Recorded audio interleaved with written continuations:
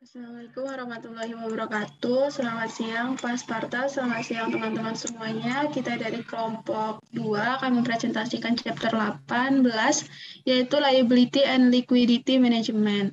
Dengan saya sendiri Siti Jumiati, 2019-12-11-017, lalu teman saya Linda Lestari, 2019-12-11-018, Rahmanisa Gema, 2019-12-11-025, Siti Atika, 2019-12-11-027, dan Amalia Husna 2019-12-11-031. Next. Yang pertama, introduction. Next. Lembaga penyimpanan dan juga perusahaan asuransi jiwa sangat rentan terhadap resiko likuiditas. Fitur penting dari resiko ini adalah bahwa aset LK relatif tidak likuid ketika klaim likuid tiba-tiba ditarik atau tidak diperbaharui. Kasus klasik adalah Bank Ran, di mana deposan meminta uang tunai saat mereka menarik klaim mereka dari bank dan bank tidak dapat memenuhi permintaan tersebut karena sifat asetnya yang relatif tidak likuid. Misalnya, bank dapat memiliki portofolio besar pinjaman usaha kecil atau real estate yang tidak dapat dipasarkan. Untuk mengurangi resiko krisis likuiditas, LK dapat melindungi neraca mereka dari resiko likuiditas dengan mengelola posisi aset likuid mereka secara efisien atau mengelola struktur kewajiban portofolio mereka. Pada kenyataannya, manajer LK dapat mengoptimalkan struktur aset dan kewajiban likuid untuk melindungi FI dari risiko likuiditas. Bab ini membahas berbagai aset dan kewajiban likuid yang mungkin digunakan oleh lembaga keuangan dan risiko pengembalian di antara aset-aset ini. Selain memastikan bahwa lembaga keuangan dapat memenuhi penarikan kewajiban yang diharapkan dan tidak diharapkan, ada dua motif tambahan untuk menahan aset likuid, implementasi kebijakan moneter dan alasan perpajakan. Bab ini diakhiri dengan melihat isu-isu spesifik yang terkait dengan kewajiban dan manajemen resiko likuiditas di lembaga penyimpanan, perusahaan asuransi, dan juga LK lainnya. Next. Lalu masuk ke subbab yang pertama, yaitu Liquidity Asset Management. Next. Aset likuid dapat diubah menjadi uang tunai dengan cepat dan dengan biaya transaksi rendah dengan sedikit atau tanpa kehilangan nilai pokok. Lihat pembahasan pada bab 12 tentang indeks likuiditas. Secara khusus, aset likuid diperdagangkan di pasar aktif, sehingga bahkan transaksi besar dalam aset itu tidak menggerakkan harga pasar atau memindahkannya sangat sedikit. Contoh yang baik dari aset likuid adalah T-bills, T-notes, dan juga T-bond yang baru diterbitkan. Aset likuid utama tentu saja adalah uang tunai, meskipun jelas bahwa risiko likuiditas LK dapat dikurangi dengan memegang sejumlah besar aset seperti uang tunai, T-bills, dan T-bonds. Lembaga keuangan biasanya menghadapi penalti pengembalian atau pendapatan bunga dari melakukan hal ini karena likuiditasnya yang tinggi dan risiko gagal bayar yang rendah. Aset semacam itu seringkali menghasilkan pengembalian yang rendah yang mencerminkan sifat dasarnya yang bebas risiko. Sebaliknya, aset tidak likuid seringkali harus menjanjikan pengembalian tambahan atau premi risiko likuiditas untuk mengkompensasi FI untuk relatif kurangnya daya jual dan seringkali risiko gagal bayar instrumen yang lebih besar. Next. Memegang aset likuid dalam jumlah yang relatif kecil membuat LK mengalami peningkatan resiko likuiditas dan pada akhirnya resiko kerugian. Likuiditas yang berlebihan dapat mengakibatkan ketidakmampuan LK untuk memenuhi pembayaran yang diperlukan atas klaim kewajiban, dan yang paling ekstrim dalam kebangkrutan. Bahkan dapat menimbulkan efek menular yang berdampak negatif pada LK lain pada bab 12. Akibatnya, regulator sering memperlakukan persyaratan cadangan aset likuid minimum pada lembaga keuangan. Secara umum, persyaratan ini berbeda dalam sifat dan cakupan untuk berbagai LK dan bahkan menurut negara. Persyaratan tergantung pada exposure resiko likuiditas yang dirasakan untuk jenis lembaga keuangan dan tujuan peraturan lainnya yang terkait dengan persyaratan aset liquid minimum. Selanjutnya, regulator sering menetapkan persyaratan aset liquid minimum untuk setidaknya 2 alasan lain, selain memastikan bahwa lembaga keuangan dapat memenuhi penarikan kewajiban yang diharapkan dan tidak diharapkan. 2 alasan lainnya adalah implementasi kebijakan moneter dan juga perpajakan. Kami membahas 2 alasan ini pada slide selanjutnya. Next. Yang pertama yaitu monetary policy implementation reasons. Banyak negara menetapkan persyaratan cadangan aset liquid minimum untuk memperkuat kebijakan moneter mereka. Secara khusus, menetapkan rasio minimum aset cadangan liquid terhadap simpanan membatasi kemampuan lembaga penyimpanan. Untuk memperluas pinjaman dan meningkatkan kemampuan Bank Sentral untuk mengontrol jumlah uang beredar, penurunan rasio persyaratan cadangan berarti bahwa lembaga penyimpanan dapat menyimpan lebih sedikit cadangan uang kas ditambah simpanan cadangan di Fed terhadap rekening transaksi mereka atau deposito.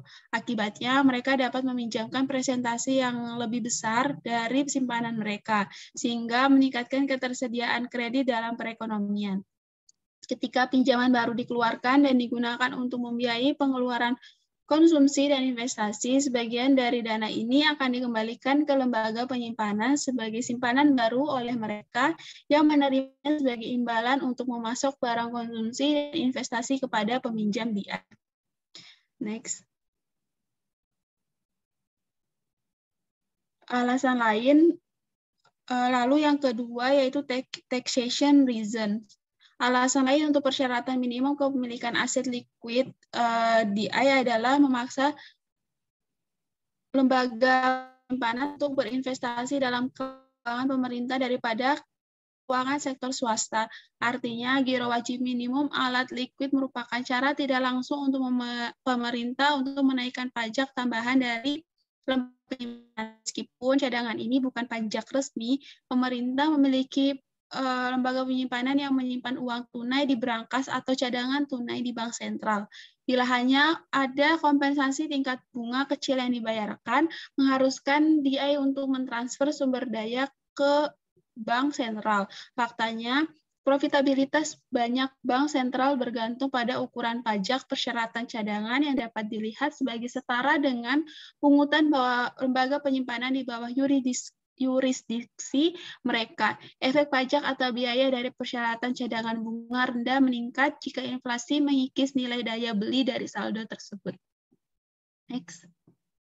Lalu subbab yang ketiga yaitu the composition of the liquid asset portfolio. Next. Komposisi portofolio aset liquid lembaga keuangan, terutama yang tunai dan surat berharga pemerintah, sebagian ditentukan oleh pertimbangan pendapatan dan sebagian oleh jenis persyaratan cadangan aset liquid minimum yang diberlakukan Bank Sentral. Di banyak negara-negara seperti Inggris, rasio cadangan secara historis telah dikenakan untuk mencakup baik uang tunai dan sekuritas pemerintah yang liquid seperti T-bills. Jadi, rasio persyaratan cadangan aset liquid 20% membutuhkan lembaga penyimpanan untuk menahan $1 uang tunai ditambah sekuritas pemerintah untuk setiap $5 aset. Banyak negara bagian di Amerika Serikat memberlakukan rasio aset liquid pada perusahaan asuransi jiwa yang membutuhkan uang tunai minimum dan kepemilikan sekuritas pemerintah di neraca mereka. Sebaliknya, persyaratan minimum aset liquid pada lembaga penyimpanan di Amerika Serikat telah berbasis uang tunai dan telah mengecualikan sekuritas pemerintah. Akibatnya, surat berharga pemerintah kurang bermanfaat karena tidak diperhitungkan sebagai bagian dari cadangan yang dimiliki oleh lembaga penyimpanan. Dan pada saat yang sama menghasilkan pengembalian yang dijanjikan lebih rendah daripada pinjaman. Namun demikian, banyak lembaga penyimpanan melihat kepemilikan surat berharga pemerintah sebagai melakukan fungsi cadangan sekunder atau penyangga yang berguna pada saat krisis likuiditas. Ketika terjadi pengurasan cadangan kas yang signifikan, sekuritas ini dapat diubah menjadi uang tunai dengan cepat dan dengan sedikit kehilangan nilai pokok karena sifat mendalam dari pasar di mana aset ini diperdagangkan. Next. Lalu kita masuk ke pembahasan selanjutnya, yaitu return risk rate of for liquid asset. Dalam mengoptimalkan kepemilikan aset likuidnya, lembaga keuangan harus memperdagangkan manfaat kedekatan tunai dengan pengembalian yang lebih rendah. Selain itu, pilihan manajer lembaga keuangan adalah salah satu optimasi yang dibatasi dalam arti bahwa persyaratan cadangan alat likuid yang diberlakukan oleh regulator menetapkan batas minimum pada tingkat di mana aset cadangan likuid dapat jatuh di neraca. Dengan demikian, lembaga keuangan yang menghadapi sedikit risiko penarikan likuiditas hanya memegang sejumlah kecil aset likuid karena alasan kehati-hatian menemukan bahwa lembaga keuangan terpaksa memegang lebih dari yang optimal secara pribadi sebagai akibat dari pembatasan cadangan minimum yang diberlakukan oleh regulator. Next. The liquid asset reserve management problem for US depository institution. Bagian ini membahas resiko pengembalian trade-off dalam menjalankan posisi aset likuid dan kendala yang dikenakan pada posisi ini. Kami menyajikan contoh terperinci dari manajemen likuiditas di Amerika Serikat di bawah persyaratan cadangan minimum saat ini yang dilakukan oleh Federal Reserve. Namun, banyak dari masalah dan trade-off yang mudah digeneralisasikan untuk setiap lembaga keuangan yang menghadapi resiko penarikan kewajiban dalam kondisi di mana regulator memberlakukan rasio persyaratan cadangan aset liquid minimum. Isu-isu yang terlibat dalam pengelolaan yang optimal dari portofolio aset liquid diilustrasikan oleh masalah yang dihadapi oleh manajemen meja uang yang bertanggung jawab atas posisi cadangan di Amerika Serikat.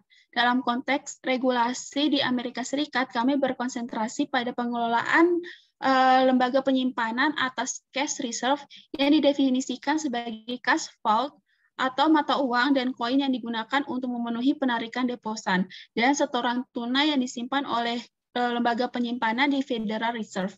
Mulai Agustus 2015 sesuai dengan peraturan Undang-Undang Federal Reserve tahun 1913, lembaga penyimpanan di Amerika Serikat diwajibkan untuk memiliki cadangan kas minimum atau target berikut ini terhadap rekening transaksi bersih, yaitu lebih kecil daripada 14,5 miliar dolar atau 0%, lalu di antara 14,5 miliar dolar sampai dengan 103,6 miliar dolar atau sama dengan 3% dan lebih besar daripada 103,6 miliar dolar atau 10%. Next. Lalu rekening transaksi mencakup semua simpanan di mana pemegang rekening dapat melakukan penarikan dengan instrumen yang dapat dinegosiasikan atau dipindah tangankan dan dapat melakukan lebih dari 3 bulan telepon atau transfer dana yang telah diotorisasi sebelumnya. Untuk tujuan melakukan pembayaran kepada pihak ketiga, yaitu giro, rekening sekarang, dan saham konsep rekening ditawarkan oleh serikat kredit.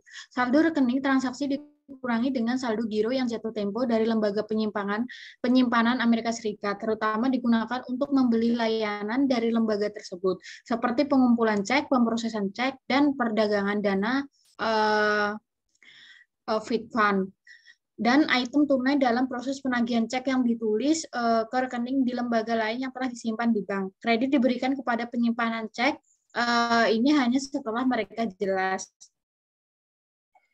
Untuk menghitung jumlah harga cadangan dan untuk menentukan apakah apakah DI memegang terlalu banyak atau terlalu sedikit cadangan, maka manajer cadangan DI memerlukan 2 informasi tambahan untuk mengelola posisi. Pertama, selama periode beberapa simpanan manajer menghitung giro wajib minimum DI. Kedua, untuk periode apa di DI harus mempertahankan GWM target yang baru dihitung. Sistem Amerika Serikat diperumit oleh fakta bahwa periode di mana manajer DI menghitung target cadangan yang diperlukan berbeda dari periode di mana target cadangan dipertahankan atau dicapai. Kami menjelaskan periode perhitungan dan pemeliharaan untuk cadangan DI di selanjutnya. Next. Lalu ada computation period. Untuk tujuan manajemen cadangan, manajer cadangan DI Amerika Serikat harus memiliki waktu yang dibagi menjadi periode 2 minggu. Periode perhitungan cadangan selama dimulai dari hari Selasa dan berakhir pada hari Senin 14 hari kemudian. Perhatikan bahwa target rata-rata hari pada contoh 18.1 dihitung dengan mengambil rata-rata 14 hari dari rekening transaksi bersih. Meskipun DI ditutup selama 4-14 hari, 2 hari Sabtu dan 2 hari Minggu, secara efektif angkatan setoran hari Jumat dihitung 3 kali dibandingkan dengan hari-hari lain dalam minggu kerja. Ini berarti bahwa manajer DI yang dapat terlibat dalam strategi di mana simpanan lebih rendah pada hari Jumat rata-rata dapat menurunkan persyaratan cadangan DI.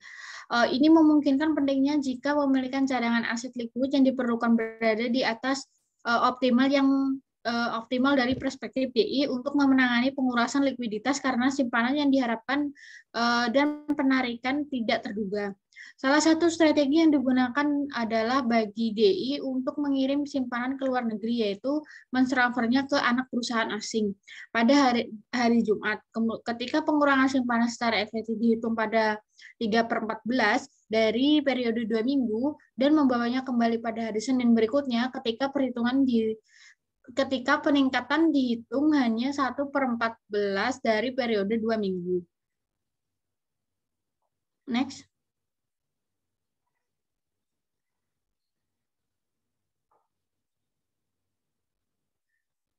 Berikut adalah tabel 18.1, yaitu net transaction account and cash balance of ABC Bank in millions dollar. Di sini ada transaction akun dimulai dari Selasa sampai Senin selama 2 minggu. Next. Tindakan di atas secara efektif mengurangi rata-rata giro pada neraca DI selama 14 hari sebesar 2/14 kali jumlah yang dikirim ke luar negeri dan dengan demikian mengurangi jumlah cadangan yang perlu disimpan. Analisis menyebut ini sebagai weekend game. Strategi kedua adalah bagi DI untuk menawarkan kepada nasabah sweep account di mana giro dengan risiko cadangan yang tinggi secara otomatis ditransfer atau swap dari rekening nasabah pada hari Jumat ke rekening tabungan berbunga lebih tinggi. Pada hari Senin atau dalam banyak kasus ketika deposan membutuhkan dana di rekening gironya, dana disapu kembali, lalu hasil efektifnya adalah saldo rata-rata lebih rendah dari dalam rekening giro DI dan dengan demikian menurunkan kepemilikan cadangan wajib di Federal Reserve. Perhatikan bahwa angka 383 juta dolar adalah target cadangan minimum. Manajer DI dapat menyimpan kelebihan cadangan kas di atas tingkat minimum ini jika tingkat optimal pribadi atau tingkat kehati-hatian untuk DI melebihi tingkat minimum yang ditentukan oleh peraturan karena DI ini terutama karena terkena risiko penarikan deposito. Selain itu, pengelola DI dapat menyimpan beberapa cadangan penyangga dalam bentuk surat berharga pemerintah yang dapat dirubah menjadi uang tunai dengan cepat jika penarikan deposito terlalu tinggi atau untuk mendahului tahap awal bank run. Next. Berikut adalah contoh 18.1 yaitu computation of daily average required reserve, di mana di sini daily average net transaction account dikali reserve percentage sama dengan daily average reserve, di mana total minimum average reserve to be held itu sebesar 127.383 juta dolar. Next. Lalu ada maintenance period. Kami telah menghitung rata-rata kebutuhan cadangan kas minimum harian untuk ABC Bank, tetapi belum menggambarkan periode yang tepat di mana manajer bank harus mempertahankan target cadangan rata-rata harian, yaitu 127.383 juta dolar. Cadangan dapat disimpan baik sebagai uang tunai atau sebagai simpanan yang dipegang oleh DI di Federal Reserve. Di bawah peraturan saat ini, rata-rata uang kas harian yang disimpan selama periode perhitungan cadangan 30 Juni hingga 13 Juli dalam contoh kami, dikurangkan dari cadangan yang diperlukan lembaga untuk menentukan saldo cadangan yang harus dipertahankan di Federal Reserve. Setelah itu, ada jeda 30 hari antara awal periode perhitungan dan cadangan dan awal periode pemeliharaan cadangan, di mana disimpan simpanan di Federal Reserve harus memenuhi atau melampaui target cadangan yang disyaratkan. Untuk Bank ABC, periode pemeliharaan cadangan ini adalah 30 Juli sampai 12 Agustus.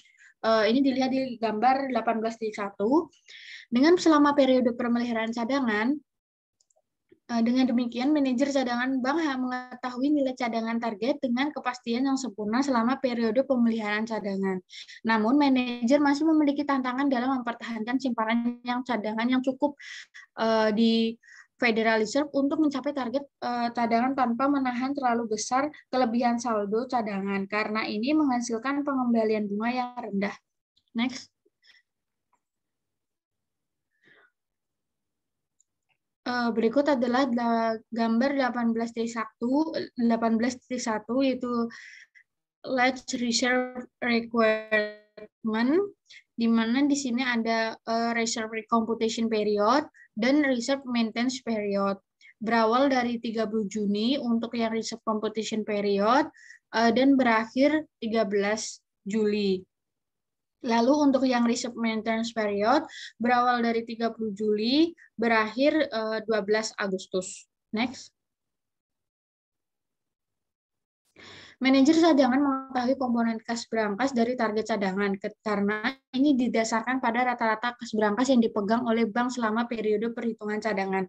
Seperti yang dilaporkan pada tabel 18.1, saldo harian dalam deposito di Federal Reserve untuk ABC Bank selama 14 hari periode pemeliharaan cadangan dari 30 Juli sampai 12 Agustus ditunjukkan pada tabel 18.2.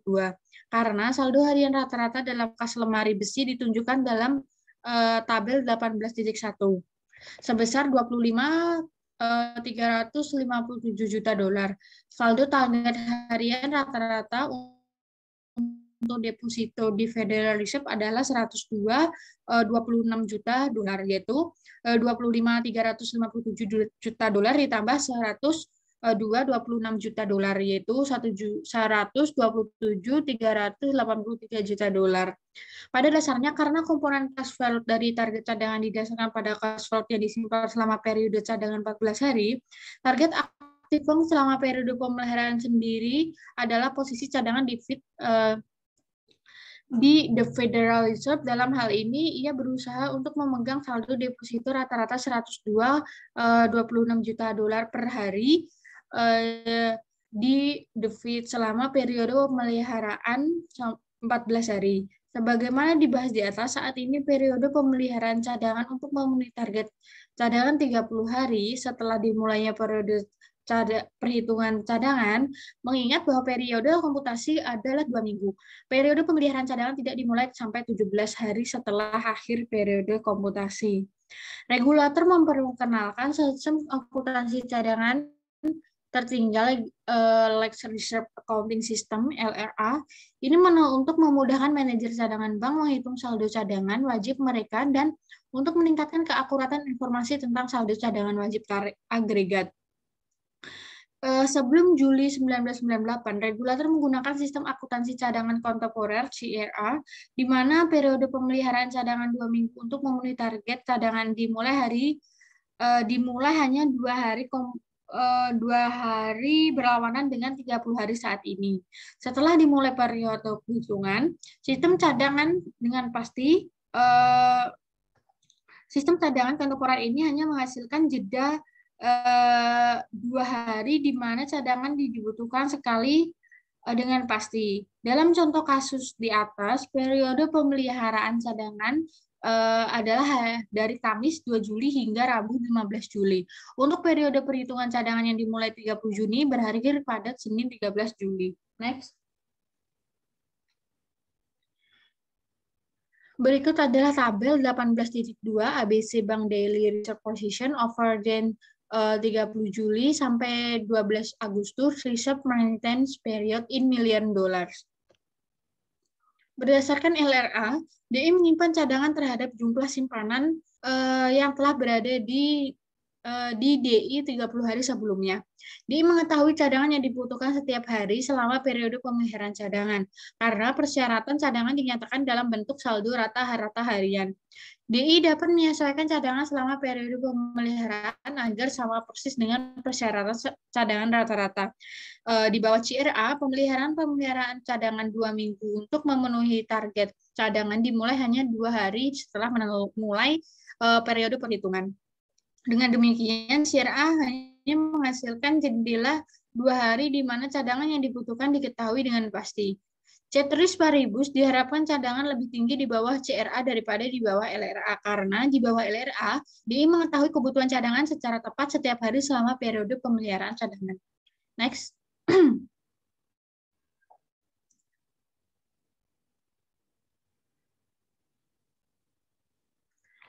DI tidak perlu menahan kelebihan cadangan sebagai bantalan terhadap peningkatan persyaratan cadangan yang tidak terduga. DI dapat menjaga cadangan mereka ke tingkat minimum yang diperlukan. Di bawah CRA, DI tidak mengetahui kebutuhan cadangan sampai 2 hari terakhir di masa pemeliharaan cadangan. Karena itu adalah hari-hari di mana suku bunga di sana Fed Fund yang paling tidak stabil. DI berusaha untuk menghindari kekurangan cadangan yang besar di akhir periode pemeliharaan cadangan. Oleh karena itu, mereka akan cenderung menahan kelebihan cadangan di awal periode pemeliharaan yang dapat dikurangi pada 2 hari terakhir dari minggu penyelesaian. Selain itu, karena pasar dana Fed Fund terdiri dari pedagang aktif yang berurusan setiap hari satu sama lain, ketidakseimbangan cadangan yang besar akan menyebabkan transaksi dana Fed yang tidak normal dan akan dengan cepat dideteksi dan dieksploitasi dengan merugikan DI asli oleh pemegang DI lainnya. Next. Lalu ada undershooting atau overshooting of the reserve target undershooting. Apa yang terjadi jika pada akhir periode pemeliharaan cadangan pada 12 Agustus dari contoh sebelumnya, DI melampaui resiko cadangan minimum harian yang disyaratkan oleh peraturan, yaitu memegang kurang dari jumlah yang disyaratkan rata-rata harian 127.383 juta dolar. Dalam contoh kita, Federal Reserve mengizinkan DI untuk membuat kesalahan rata-rata harian 4% tanpa penalti.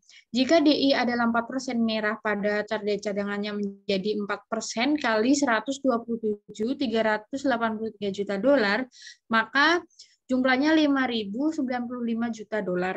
Ia harus menembus dalam periode pemeliharaan cadangan 2 minggu berikutnya yang berlangsung dari 13 Agustus hingga 26 Agustus. Ketika DI menahan defisit dalam cadangan wajibnya dalam periode 2 minggu tertentu, DI harus menahan jumlah surplus cadangan dalam periode 2 minggu berikutnya. Jika kekurangan cadangan melebihi 4%, DI bertanggung jawab atas biaya penalti eksplisit dan implisit dari Federal Reserve. Biaya eksplisit termasuk penanganan biaya suku bunga penalti yang sama dengan tingkat diskonto bank sentral ditambah markup 2%. Tuntutan implisit dapat menyangkut pemantauan, pemeriksaan, dan pengawasan yang lebih sering jika regulator DI melihat undershooting dari persyaratan cadangan sebagai cerminan dari praktek yang tidak aman dan tidak sehat oleh manajer DI. Pandangan seperti itu kemungkinan akan diambil hanya jika DI secara konsisten melampaui target cadangannya. Next. Lalu dalam undershooting target, manajer DI harus mempertimbangkan biaya eksplisit dan implisit dari undershooting terhadap potensi manfaat. Secara khusus, mungkin menguntungkan untuk melakukan undershot jika posisi cadangan di DI yang optimal secara pribadi atau kehati-hatian yang kurang dari minimum yang ditetapkan peraturan dan atau ada biaya peluang yang sangat tinggi untuk memenuhi target persyaratan cadangan. Mungkin ada biaya peluang yang tinggi untuk memenuhi target cadangan jika suku bunga dan permintaan pinjaman tinggi sehingga biaya pinjaman yang hilang untuk keuntungan masa depan mungkin signifikan. Sebuah DI yang melampaui target cadangan memiliki 2 cara utama untuk membangun cadangan untuk memenuhi target saat periode pemeliharaan cadangan berakhir. Ini dapat yang pertama melikuidasi aset, misalnya dengan menjual beberapa aset penyangga seperti tagihan treasury. Lalu yang kedua, meminjam di pasar atau bank untuk cadangan, terutama di pasar dana Fed. dan perjanjian pembelian kembali yang dijelaskan kemudian. Manajer DI kemungkinan akan memilih metode yang paling murah untuk memenuhi kekurangan cadangan seperti meminjam dana FIT. Jika tingkat ini kurang dari biaya penjualan aset likuid, manajer mungkin enggan untuk mendanai keseluruhan kekurangan cadangan dengan cara ini. Namun jika biaya untuk menyelesaikan kekurangan itu tinggi dan jumlah cadangan yang optimal secara pribadi kurang dari jumlah minimum yang disyaratkan oleh peraturan. Next.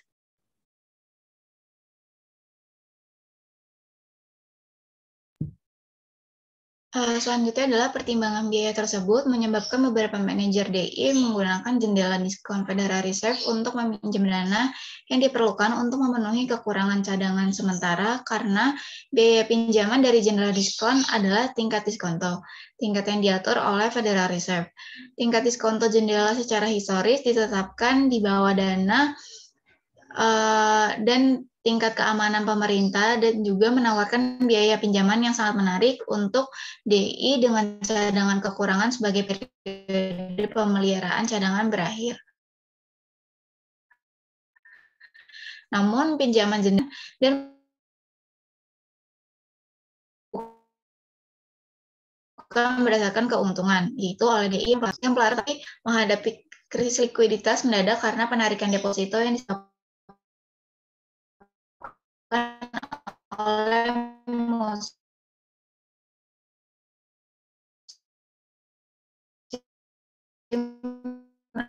dalam aliran deposito ya pinjaman tetap melonggarkan persyaratan. Melalui program kredit utama Fed, pinjaman jendela diskon tersebut untuk lembaga penyimpanan yang umumnya sehat dalam jangka yang sangat pendek, biasanya semalam pada tingkat di atas tingkat target Federal Open Market Committee. Untuk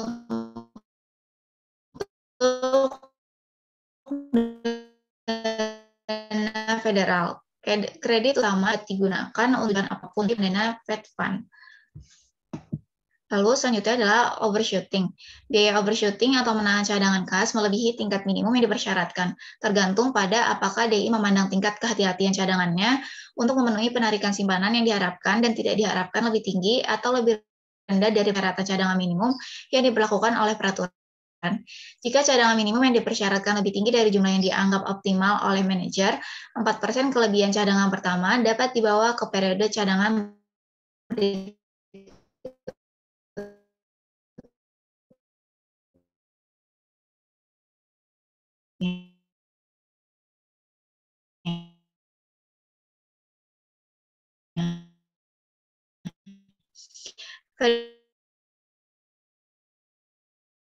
Federal Reserve mengizinkan baik dalam bentuk tunai atau deposito di bank sentral, menghasilkan sedikit bunga dan dapat dipinjamkan pada suku bunga pinjaman DI. Sebaliknya, jika manajer DI merasa bahwa tingkat cadangan pada suku bunga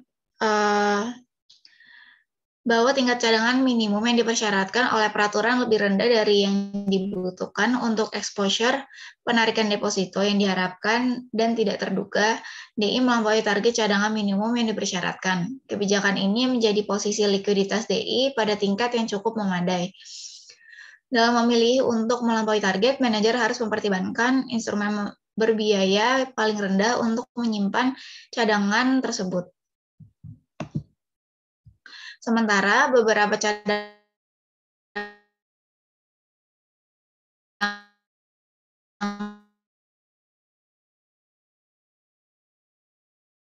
mungkin disimpan dalam bentuk penyangga seperti surat berharga jangka pendek atau surat utang negara yang menghasilkan bunga, tetapi tidak cukup liquid seperti uang tunai. Proporsi antara uang tunai dan tagihan treasury yang dipegang sebagian besar bergantung pada spread hasil. Sebagai contoh, misalkan tingkat pinjaman adalah 9%, tingkat T-bill adalah 4%, dan bunga yang diperoleh dari kepemilikan kas berlebih adalah 0%. Biaya peluang pengambilan yang hilang DI dari menahan kelebihan cadangan dalam bentuk tunai atau bentuk T-bill adalah opportunity cost cost cash sama dengan 9% dikurang 0, yaitu sebesar 9%. Lalu untuk opportunity cost T-bills, yaitu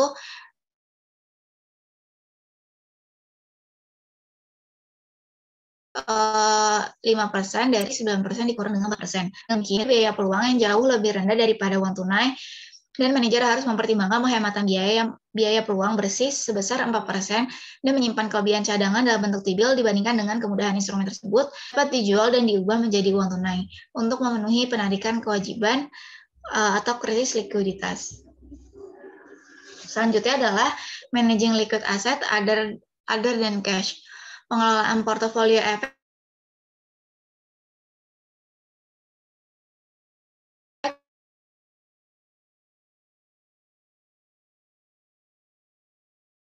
merupakan bagian yang tidak versus aset yang kurang liquid dengan hasil lebih tinggi.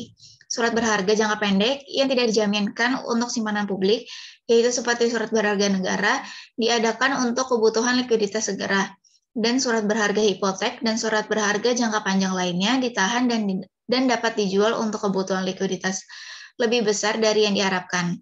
Memang seperti yang dibahas dalam bab 1, lembaga keuangan adalah khusus karena mereka dapat membedakan jatuh tempo aset dan kewajiban mereka, yaitu menerbitkan deposito jangka pendek untuk mendanai aset jangka panjang. Lembaga keuangan mendapat untung dengan melakukan layanan khusus ini. Namun selama krisis likuiditas, seperti yang terjadi selama krisis keuangan 2008 hingga 2009, kemampuan untuk melikuidasi aset yang kurang liquid ini dapat sangat dibatasi dan bahkan dapat mempengaruhi solvabilitas lembaga keuangan. Dalam hal ini, risiko likuiditas terkait dengan risiko operasional yang dapat dilihat pada bab 17, yaitu peristiwa likuiditas eksternal yang tidak terduga dan tidak dapat dikendalikan oleh lembaga keuangan dapat mempengaruhi kemampuan lembaga keuangan untuk beroperasi. Cara lain untuk menjaga likuiditas adalah penjualan pinjaman dan sekuritisasi yang dapat dilihat pada bab 25 dan 26. Dan secara singkat, lembaga keuangan dapat menjual pinjaman atau mengamankan pinjaman untuk likuiditas kepada investornya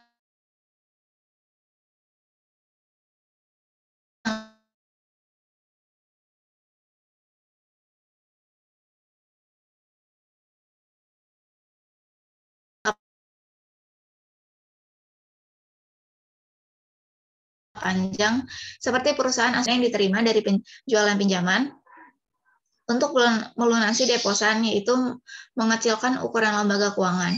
Ini dapat mengurangi simpanan lembaga keuangan dan karenanya persyaratan cadangan yang seperti disebutkan sebelumnya dapat dilihat sebagai pajak peraturan. Dengan aset yang lebih sedikit, modal yang dibutuhkan lembaga keuangan di bawah persyaratan modal seperti tingkat berbasis risiko 8% yang dapat dilihat pada bab 20 dapat dikurangi. Selanjutnya adalah pembahasan mengenai liability management. Likuiditas dan manajemen kewajiban terkait aset.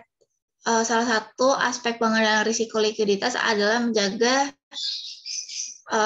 dengan menjaga tingkat kehati-hatian alat likuid. Aspek lainnya adalah pengelolaan struktur kewajiban DI untuk mengurangi kebutuhan alat likuid dalam jumlah besar untuk memenuhi penarikan kewajiban.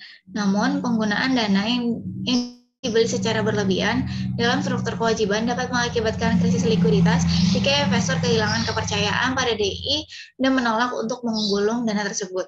Sebagaimana dibahas pada bab 17, peningkatan teknologi dan permintaan untuk efisiensi dan fleksibilitas dalam transaksi keuangan nasabah grosif dan eceran telah menurunkan biaya penyimpanan simpanan dan mengubah cara lembaga keuangan mengelola risiko likuiditas. Layanan berorientasi teknologi seperti perbankan rumah menghubungkan pelanggan dengan rekening deposito dan pialang melalui komputer pribadi dan perangkat seluler. Teknologi ini juga menyediakan layanan lain seperti perdagangan sekuritas elektronik dan pembayaran tagihan. Demikian juga debit cek penggajian yang diotorisasi sebelumnya membuat uang tunai masuk ke rekening simpanan lembaga keuangan lebih cepat dan lebih dapat diprediksi. Terakhir, clearing check tanggal 21 Century Act memungkinkan lembaga keuangan untuk memberikan salinan cek yang dikirim secara elektronik kepada nasabah simpanan daripada pengambilan cek asli dalam bentuk kertas. Dengan demikian, waktu pemeriksaan dan biaya penanganan dapat dikurangi secara signifikan untuk lembaga keuangan. Ini jenis layanan telah mengubah cara pengelolaan likuiditas dilihat oleh lembaga keuangan. Selanjutnya adalah funding risk and cost. Sayangnya, membangun portofolio kewajiban berbiaya rendah dan beresiko penarikan rendah lebih sulit daripada kedengarannya. Hal ini benar karena kewajiban tersebut atau sumber daya DI yang paling rentan terhadap risiko penarikan seringkali merupakan yang paling murah bagi DI. Artinya harus menukar keuntungan dari penarikan kewajiban biaya pendanaan yang rendah dengan kemungkinan penarikan yang tinggi terhadap kewajiban dengan biaya pendanaan yang tinggi dan likuiditas yang rendah. Misalnya, giro merupakan sarana pendanaan dengan biaya yang relatif rendah, DI, tetapi dapat ditarik tanpa pemberitahuan. Sebaliknya, sertifikat deposito berjangka 5 tahun mungkin memiliki biaya pendanaan yang relatif tinggi, tetapi dapat ditarik sebelum 5 tahun. Jatuh tempo tahun hanya setelah pemegang deposito membayar rendah tingkat bunga yang besar. Dengan demikian, dalam menyusun kewajiban atau pendanaan, sisi neraca, manajer DI menghadapi trade-off di sepanjang garis yang disarankan pada gambar 18.2. Artinya, biaya pendanaan umumnya terbalik dengan periode waktu kewajiban, kemungkinan akan tetap berada di neraca DI, yaitu risiko perdagangan. Selanjutnya adalah choice liability structure. Yang pertama itu ada demand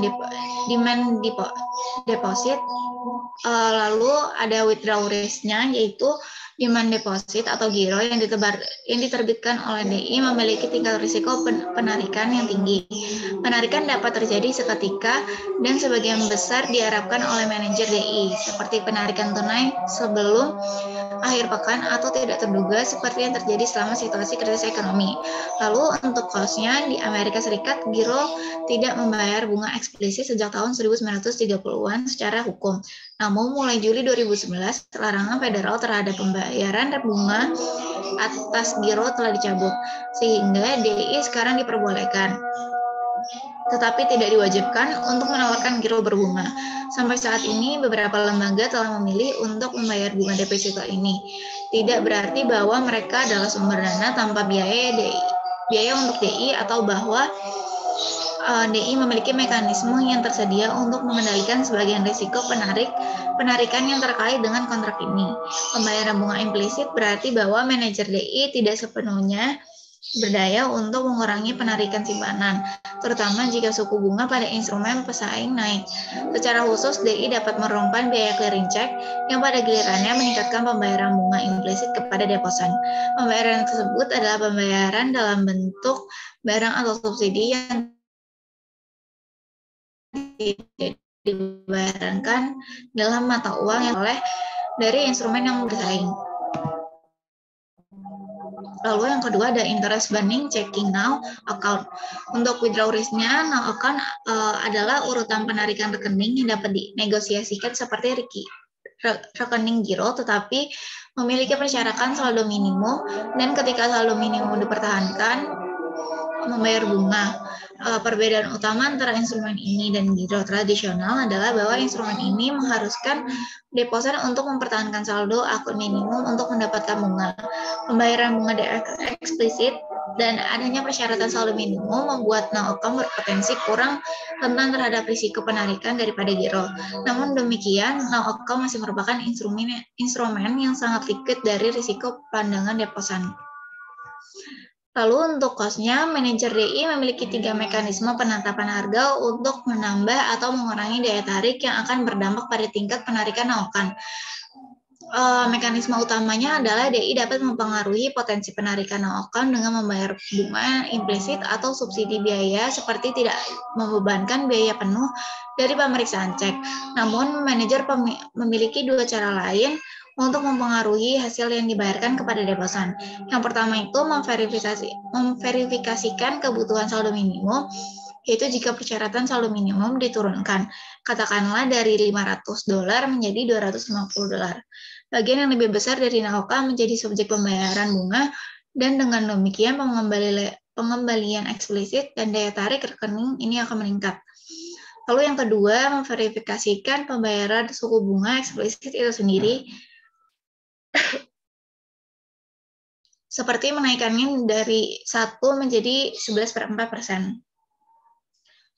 Lalu selanjutnya ada passing book saving. Untuk withdrawal risk-nya, passbook saving umumnya kurang liquid daripada giro dan NAOK karena dua alasan. Yang pertama, mereka tidak dapat diperiksa dan biasanya melibatkan kehadiran fisik di institusi untuk penarikan. Yang kedua, DI memiliki kekuatan hukum untuk menunda pembayaran atau permintaan penarikan selama 1 bulan.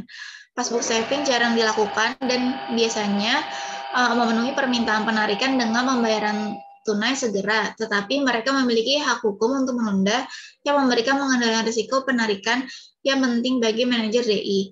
Lalu untuk KOSYA, karena akun-akun ini tidak dapat diperiksa, pembayaran suku bunga implisit kemungkinan kecil. Dengan demikian, biaya pokok untuk DI adalah pembayaran bunga eksplisit atas akun-akun ini. Dalam beberapa kali, DI biasanya membayar tarif eksplisit yang sedikit lebih tinggi untuk tabungan buku tabungan dari pada di now account.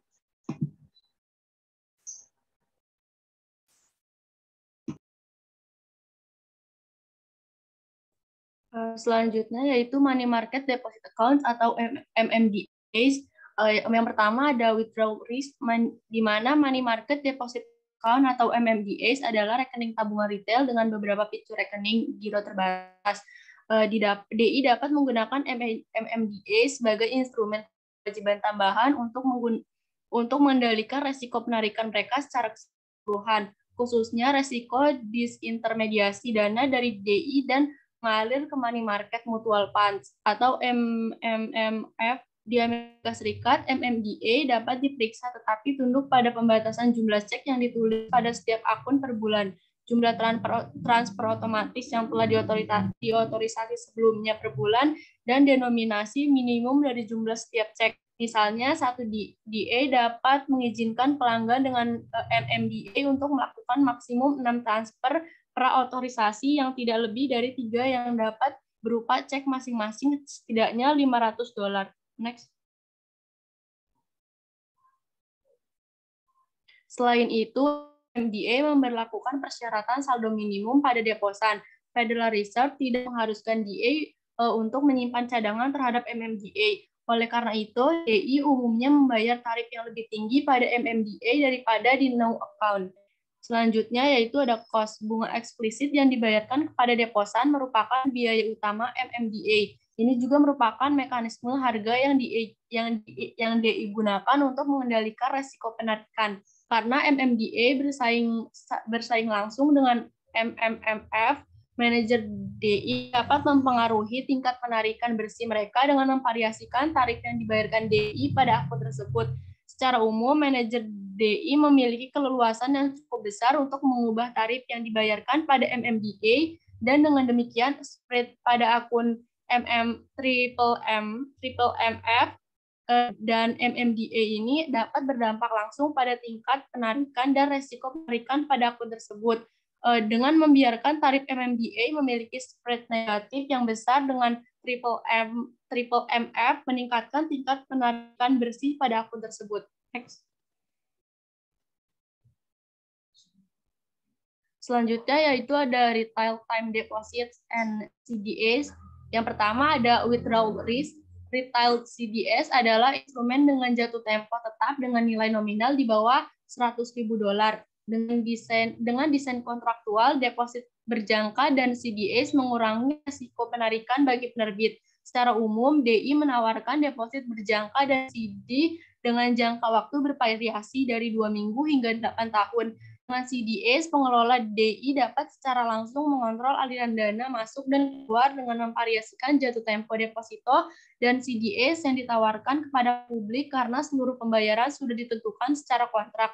Apabila deposan ingin menarik, seluruh pembayaran sudah ditentukan Apabila deposan ingin menarik sebelum jatuh tempo deposito berjangka atau kontrak CDS, peraturan yang memberikan wewenang kepada DI untuk mengenakan denda kepada deposan yang melakukan penarikan. Selanjutnya yaitu ada cost, di mana cost merupakan biaya utama dari rekening pembayaran bunga eksplisit. CDS jangka pendek seringkali bersaing dengan T-bills dan tarifnya ditetapkan dengan mempertimbangkan tarif T-bills. Deposito berjangka dan CDS saat ini tidak memerlukan bank untuk menahan cadangan berbunga rendah di bank sentral.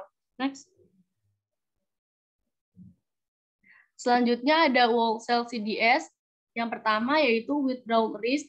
Wholesale CDS merupakan inovasi oleh bank pada awal 1960-an sebagai mekanisme kontrak untuk memungkinkan deposan melikuidasi posisi mereka di CDS dengan menjualnya di pasar sekunder daripada menyelesaikannya dengan DI.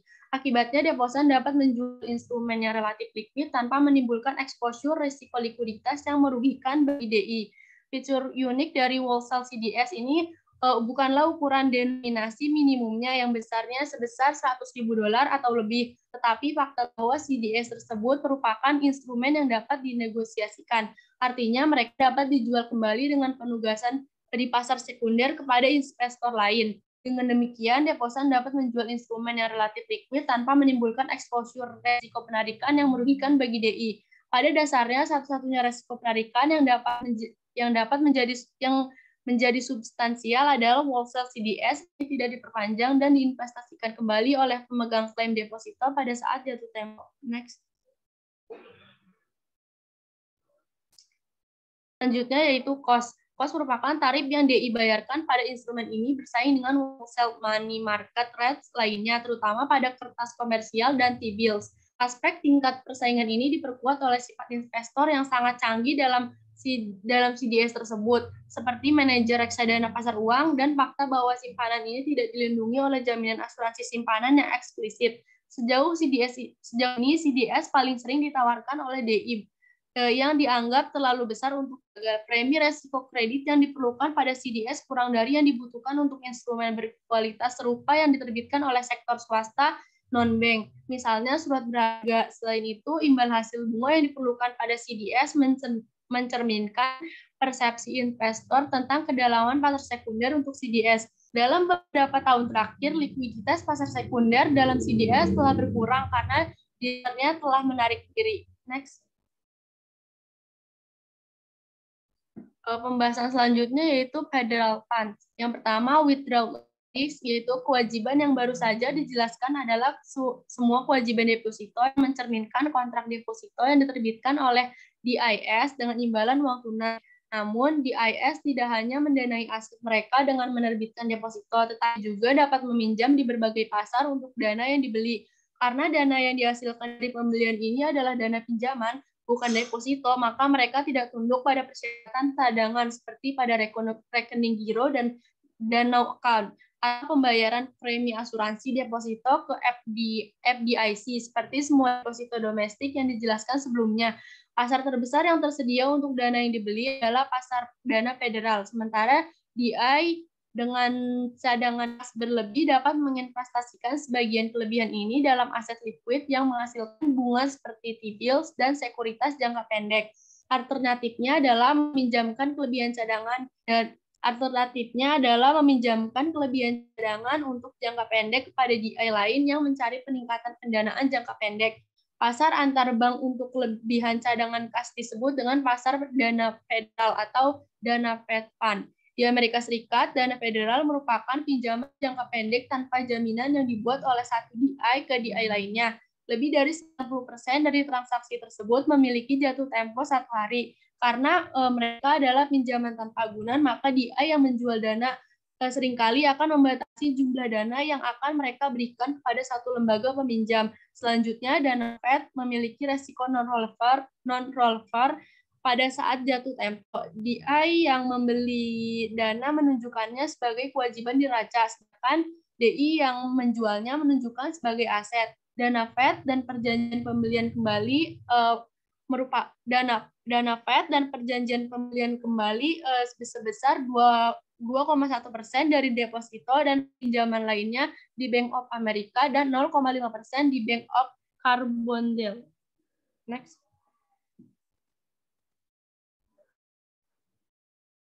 Untuk DIS, pendanaan kewajiban tidak ada resiko bahwa dana Fed yang mereka pinjam dapat ditarik pada hari itu. Meskipun ada resiko penyelesaian pada akhir setiap hari, namun ada beberapa resiko bahwa dana Fed Fund tidak akan diperpanjang oleh DI pemberi pinjaman pada hari berikutnya.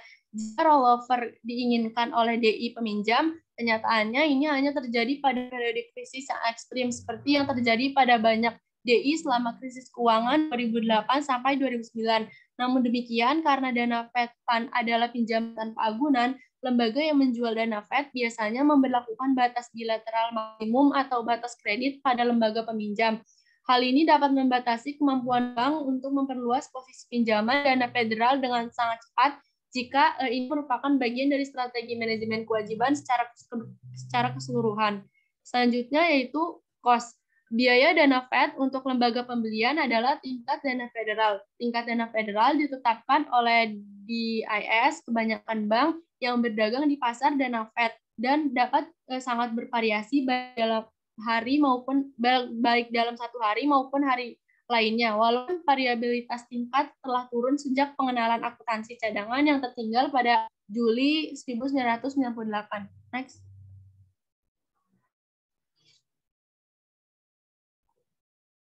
Selanjutnya ada purchase agreements atau RPS. Yang pertama yaitu withdrawal risk. Janjian pembelian kembali RP atau repo dapat dilihat sebagai transaksi dana federal yang dijaminkan. Dalam transaksi dana federal, DI dengan kelebihan cadangan menjual dana selama 1 hari ke DI yang akan melakukan pembelian. Hari berikutnya, DI pembelian mengembalikan dana Fed ditambah bunga 1 hari yang mencerminkan tingkat dana Fed. Karena ada exposure resiko kredit untuk DI yang menjual, karena DI yang membeli mungkin tidak dapat membayar kembali dana Fed pada hari berikutnya, penjual dapat mencari dukungan agunan untuk pinjaman 1 hari dari dana Fed. Dalam transaksi RP, DI penjual dana menerima jaminan atasan dari DI pembelian dana. Artinya DI pembeli dana untuk sementara menukar surat berharga dengan uang tunai dan keesokan harinya transaksinya akan dibalik. Pembelian dana DI mengirimkan kembali dana Fed yang dipinjamkannya ditambah dengan bunga yaitu tarif RP. Tarif RP ia menerima kembali atau membeli kembali sekuritasnya yang digunakan sebagai jaminan dalam transaksi. Next.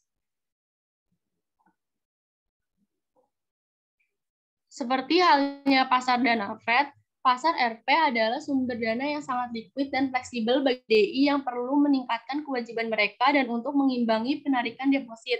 Selain itu, seperti dana Fed, transaksi ini dapat diperpanjang setiap hari. Perbedaannya, fleksibilitas manajemen kewajiban utama antara dana Fed dan RP adalah bahwa transaksi dana Fed dapat dilakukan kapan saja di hari kerja selama Fed buka. Ini akan dibahas lebih lanjut pada bab 17. Secara umum, sulit untuk bertransaksi RP peminjaman yang terlambat sejak DI mengirimkan dana Fed harus memenuhi jenis dan kualitas agunan surat berharga yang diajukan oleh lembaga peminjam. Agunan ini biasanya dalam bentuk T-bills, T-note, T-bonds, dan sekuritas berbasis hipotek. Tetapi jatuh tempo dan fitur lainnya seperti callability dan kupon mungkin tidak menarik bagi penjual dana. Negosiasi atas paket agunan dapat menunda transaksi RP dan membuatnya lebih sulit untuk diatur daripada pinjaman dana tanpa agunan sederhana. Selanjutnya yaitu cost. Karena sifatnya yang dijaminkan, tingkat RP biasanya berada di bawah tingkat dana federal. Juga tingkat RP umumnya menunjukkan fluktuasi antar hari yang lebih sedikit daripada tingkat dana Fed Fund. Hal ini sebagian disebabkan oleh fleksibilitas intraday yang lebih rendah dari RP dibandingkan dengan transaksi dana Fed Fund. Next. Selanjutnya yaitu other borrowings. Sementara dana RP telah menjadi sumber utama dana pinjaman, DI telah menggunakan sejumlah sumber pinjaman lain untuk melengkapi fleksibilitas manajemen kewajiban mereka. Kami menjelaskannya secara singkat di bagian berikut, yaitu pinjaman lainnya sebesar 4,9% dari deposito dan pinjaman lainnya di Bank of America adalah 0,0% di Bank of Carbondale. Next.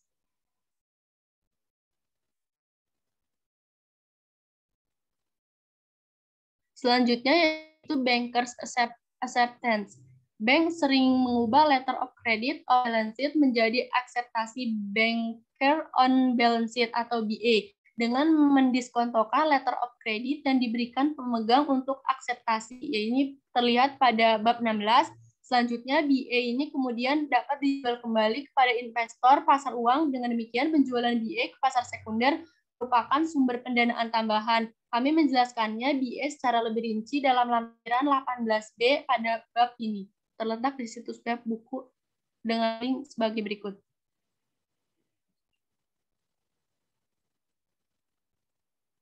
Selanjutnya yaitu commercial paper. Surat berharga adalah surat promes jangka pendek tanpa jaminan yang diterbitkan oleh perusahaan untuk memperoleh kas jangka pendek. Surat berharga komersial adalah salah satu instrumen pasar uang terbesar dalam hal nilai dolar yang beredar dengan 1 triliun dolar beredar pada tahun 2015. Salah satu alasan untuk jumlah besar surat berharga yang beredar adalah bahwa perusahaan dengan peringkat kredit yang kuat umumnya dapat meminjam uang dengan suku bunga yang lebih rendah dengan menerbitkan surat berharga daripada dengan meminjam langsung dari sumber lain seperti bank umum. Alasan utama untuk ini adalah bahwa suku bunga pinjaman bank harus mencerminkan biaya modal cadangan bank dan persyaratan peraturan lainnya selain biaya dana.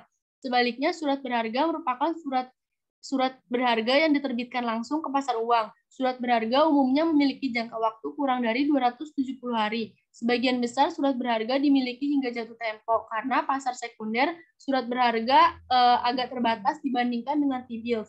Namun pertumbuhan reksadana pasar uang telah menghasilkan pasar surat berharga komersial yang lebih liquid.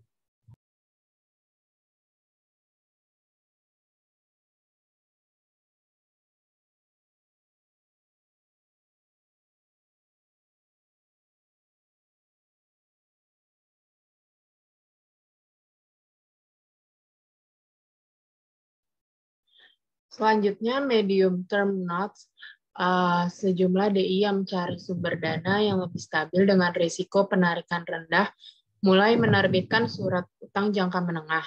Seringkali dalam kisaran 5 hingga 7 tahun, catatan ini juga menarik karena tidak tunduk pada persyaratan cadangan atau premi asuransi simpanan.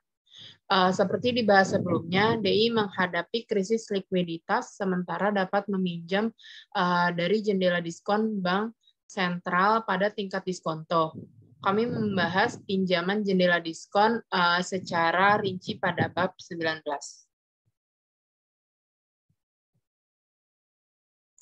Selanjutnya, pembahasan mengenai liquidity and liability structure for US Depository Institution.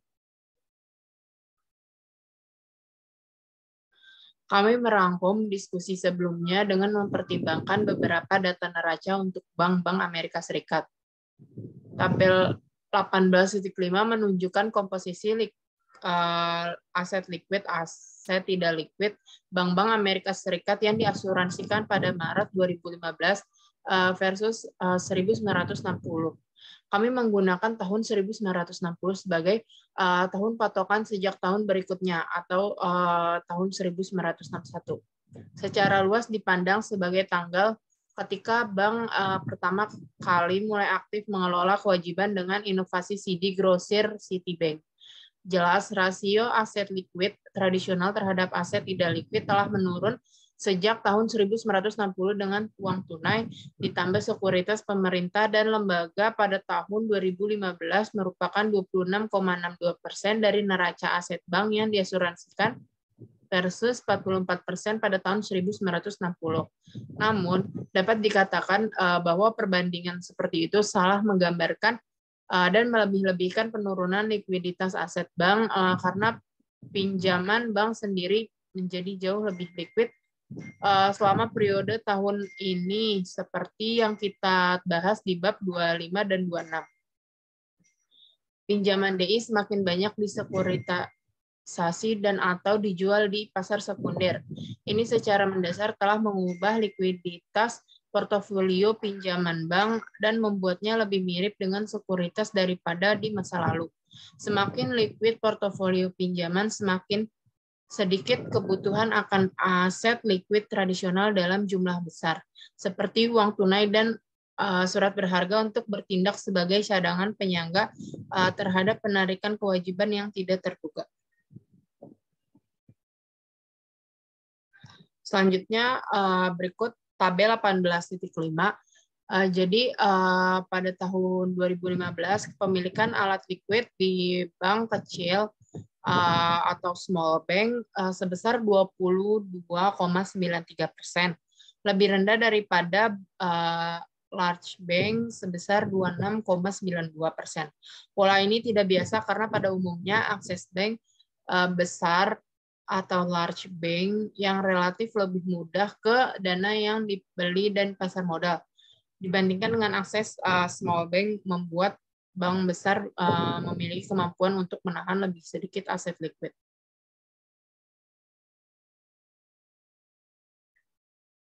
Untuk tabel 18.6 menyajikan komposisi kewajiban bank pada tahun 1960 dan 2015.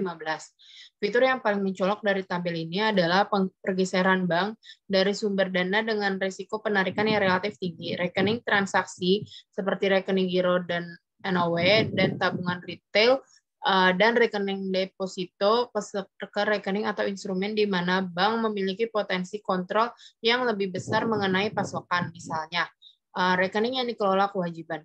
Secara khusus, jumlah rekening tabungan dan deposito transaksi dan retail turun dari 90% pada tahun 1960 menjadi 60,66% pada tahun 2015. Sebaliknya, CD grosir ditambah dana pinjaman, dana Fed rupiah ditambah dana pinjaman lainnya meningkat dari 2% pada tahun 1960 menjadi 28,13% pada tahun 2015. Sebagaimana dibahas dalam bab 2 hingga 6 buku teks ini, meningkatnya persaingan antara bank dan lembaga keuangan lain untuk mendapatkan dana selama periode ini tentu saja berkontribusi pada perubahan komposisi kewajiban yang disajikan pada tabel 18.6 ini. DI secara sengaja mengelola kewajiban. Untuk mengurangi resiko penarikan seperti yang tersirat dalam gambar 18.2, seringkali ada trade-off antara resiko penarikan dan biaya pendanaan. Upaya DI ini untuk mengurangi resiko penarikan mereka dengan lebih mengandalkan dana pinjaman dan dana grosir telah menambah beban bunga mereka. Perhatikan juga bahwa pada tahun 2015, bank kecil menggunakan lebih banyak rekening transaksi ditambah CD retail dan tabungan, 70,2% dibandingkan bank besar 59,88%. Sama halnya dengan pengelolaan alat likuid. Ketidakmampuan relatif bank kecil untuk membeli dana dan mengakses pasar modal dibandingkan dengan bank besar seperti DI ini harus memiliki lebih banyak kewajiban deposito di neraca mereka. Perhatikan tabel 18.4 yang melaporkan bahwa Bank of America memiliki 85,3% dari simpanan dan pinjaman lainnya sebagai simpanan inti dibandingkan dengan 92,5% di Bank of Carbondale. Terakhir, perlu dicatat bahwa ketergantungan yang terlalu berat pada dana pinjaman dapat menjadi strategi yang berisiko. Meskipun risiko penarikan dapat dikurangi jika pemberi pinjaman di pasar untuk dana pinjaman memiliki kepercayaan pada DI pinjaman. Persepsi bahwa DI berisiko dapat menyebabkan pinjaman dana Fed dan rupiah yang tidak diperpanjang secara tiba-tiba dan non-rollover, CD grosir, dan dana lain yang dibeli sebagai mereka dewasa. Contoh yang baik dari kegagalan DI sebagai akibat dari ketergantungan yang berlebihan pada CD besar dan dana yang dibeli adalah Continental Illinois pada tahun 1984 dengan lebih dari 80% dananya dipinjam dari pemberi pinjaman grosir. Akibatnya, ketergantungan berlebihan pada dana pinjaman mungkin sama buruknya dengan strategi manajemen kewajiban secara keseluruhan seperti ketergantungan berlebihan pada rekening transaksi dan tabungan buku tabungan. Dengan demikian, portofolio kewajiban yang terverifikasi dengan baik mungkin merupakan strategi terbaik untuk menyeimbangkan resiko penarikan dan pertimbangan biaya pendanaan. Selanjutnya, pembahasan mengenai liability and liquidity risk management in insurance company. Perusahaan asuransi menggunakan berbagai sumber untuk memenuhi kebutuhan likuiditas. Sebagaimana dibahas pada bab 6 dan 12, likuiditas diperlukan untuk memenuhi klaim atas polis asuransi yang telah ditulis oleh lembaga keuangan tersebut serta penyerahan polis tersebut secara tidak terduga. Oleh karena itu, kontrak-kontrak ini mewakili kewajiban potensial di masa depan bagi perusahaan asuransi. Idealnya, pengelolaan likuiditas pada perusahaan asuransi dilakukan agar dana yang dibutuhkan untuk memenuhi klaim atas kontrak asuransi tertulis dapat dipenuhi dengan premi yang diterima atas kontrak baru dan kontrak lama. Namun frekuensi klaim yang tinggi pada satu titik waktu, misalnya musim badai parah yang tak terduga, dapat memaksa perusahaan asuransi untuk melikuidasi aset dengan nilai yang lebih rendah dari nilai pasar wajarnya.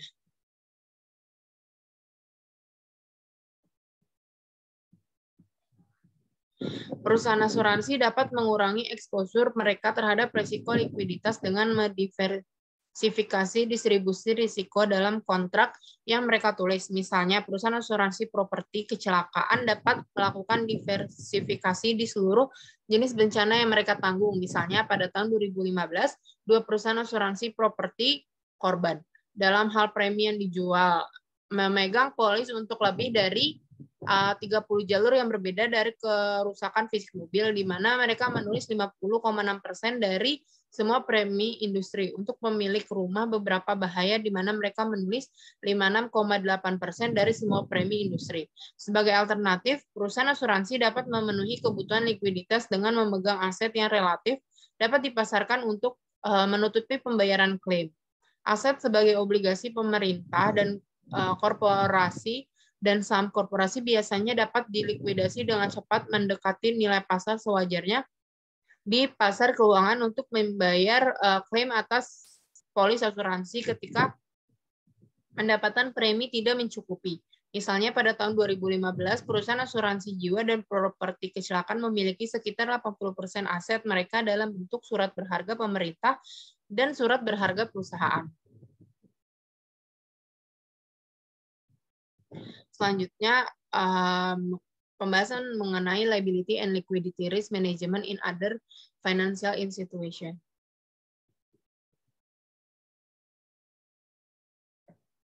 Lembaga keuangan lain seperti perusahaan sekuritas, bank investasi, dan perusahaan pembiayaan dapat mengalami risiko likuiditas jika mereka mengandalkan pembiayaan jangka pendek seperti surat berharga atau pinjaman bank, dan investor menjadi enggan untuk menggulirkan dana tersebut.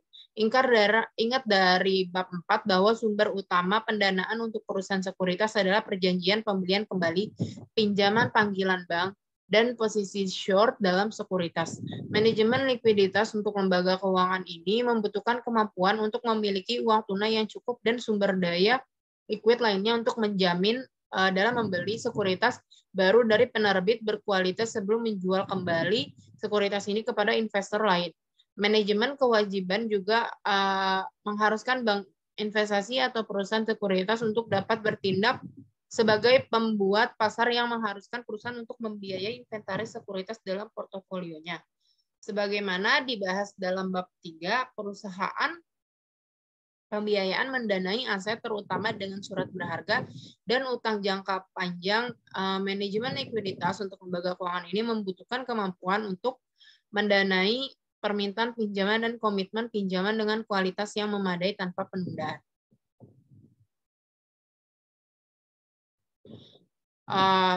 Yang terakhir yaitu kesimpulan masalah manajemen likuiditas dan kewajiban terkait erat dengan lembaga keuangan modern. Banyak faktor baik biaya maupun peraturan yang mempengaruhi pilihan manajemen lembaga keuangan tentang jumlah aset likuid yang harus dipegang.